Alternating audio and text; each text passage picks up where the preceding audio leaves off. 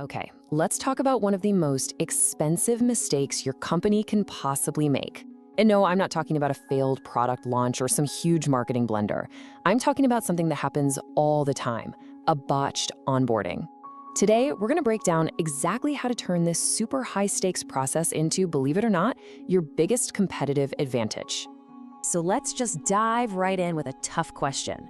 Is your onboarding process a welcome mat, or is it more like a revolving door? Seriously, think about it. Because the data, well, it suggests that for most companies, it's definitely the revolving door, and it's costing them their best people before they've even had a chance to start. All right, look at this number. Just let it sink in. 12%. That's it. According to Gallup, that is the tiny percentage of employees who strongly agree their company does a great job with onboarding. You know what that means, right? It means a whopping 88% of new hires are getting a meh experience at best, or even worse, a really bad one. And the ripple effects from that, they're just massive.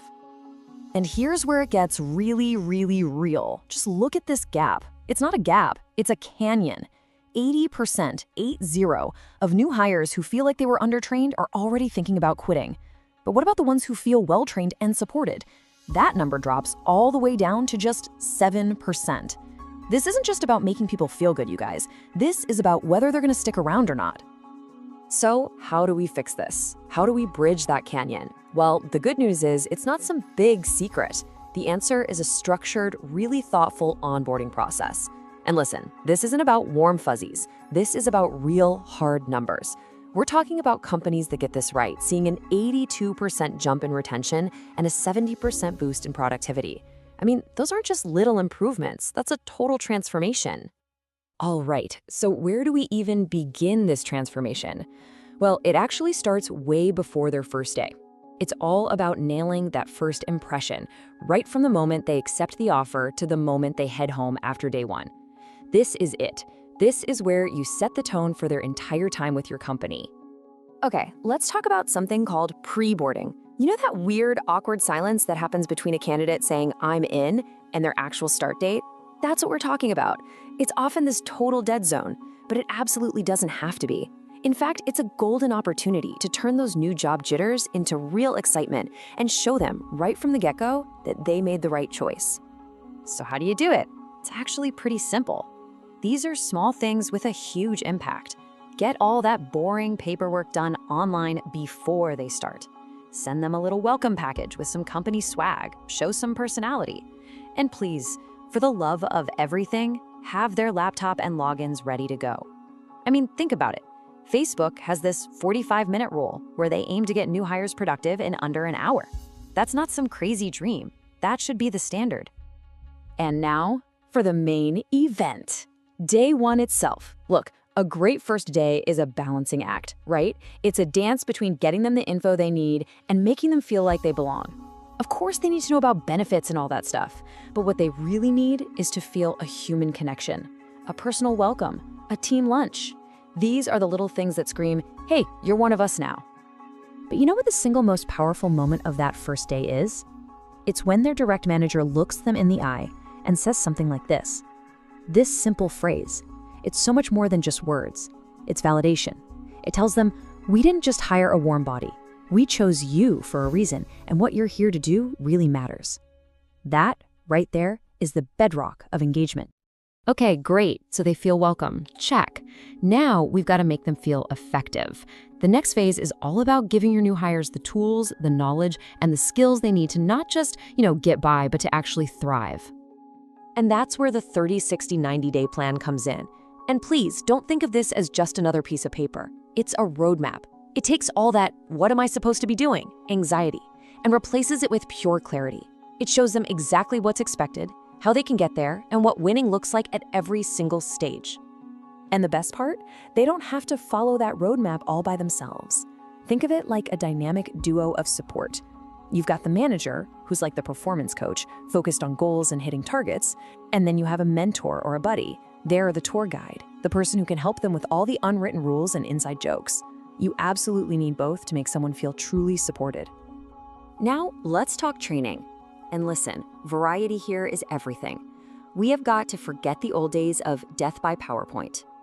A good, modern training plan is a mix of things. some on-the-job coaching, maybe some quick, bite-sized online modules they can do on their own time, and, this is the big one, plenty of hands-on practice. It's about building real skills, not just memorizing a bunch of facts. All right, so now they're trained, they're equipped, they're ready to go. But here's the real secret sauce, the thing that makes people stay for the long haul, a true sense of belonging. This goes way beyond just knowing how to do the job. It's about feeling genuinely connected to the why behind the work. And here's a super simple 3-step playbook to make that happen. First, you have to actually live your company values. Don't just stick them on a poster in the break room. Second, focus on building real connections between people, not just showing them an org chart. And third, and this is so important, constantly connect the dots between what they do every day and the company's bigger mission.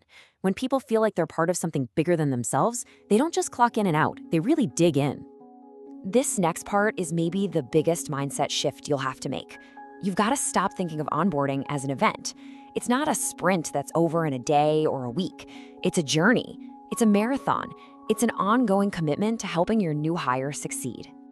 So what does that ongoing commitment actually look like? Well, here's a great timeline to follow. At week 1, you're just doing triage. You're asking what's confusing you, what's frustrating. At month 1, it's about their workload. Are you drowning or are you doing okay? By month 3, you're looking ahead. What do you want to learn next? And at 6 months, you're talking about their future with the company.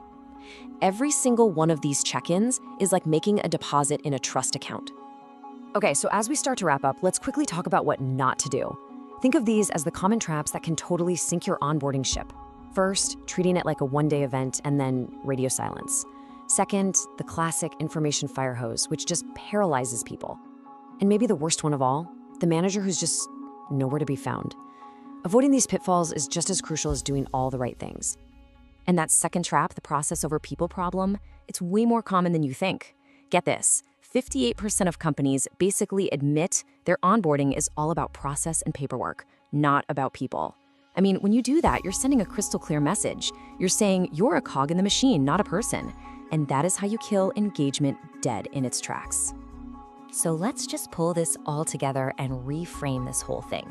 Onboarding is not just some administrative task for HR to check off a list. No way. It is a strategic investment. It's your very first and probably your best chance to prove to your new employees that you are invested in them. And when you do that, you're investing in the future of your whole company.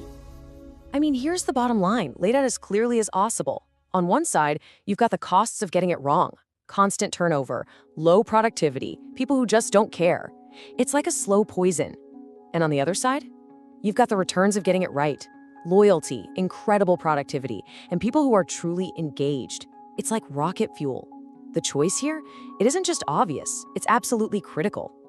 So I want to leave you with one final question, a challenge really. Don't get overwhelmed thinking you have to fix everything at once. Just think about one thing. What is the one small, simple change you could make tomorrow to make your next new hire feel like they truly, genuinely belong? Because that one little thing, that could be the start of a huge positive change.